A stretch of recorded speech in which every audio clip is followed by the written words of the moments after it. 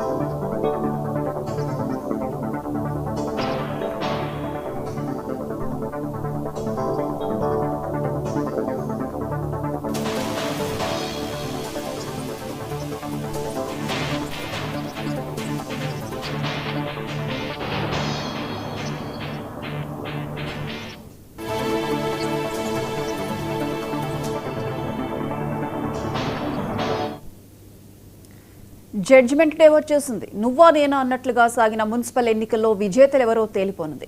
Counting రాష్ట్ర వ్యాప్తంగా 123 చోట్ల ఎన్నికల సంఘం ఏర్పాట్లు చేసింది. 116 మున్సిపాలిటీలో 2,569 వార్డుల నుంచి 10,179 మంది, 7 కార్పొరేషన్ల పరిధిలోని 412 డివిజన్ల నుంచి 2,225 మంది అభ్యర్థులు పోటీ పడ్డారు. వీరిలో గెలిచేదెవరో ఓడేదెవరో, ఏ పార్టీకి ఎన్ని సీట్లు వస్తాయో, ఏ బల్దియా ఎవరి చేతుల్లోకి వెళ్తుందో మరికొద్ది గంటల్లో క్లారిటీ వస్తుంది.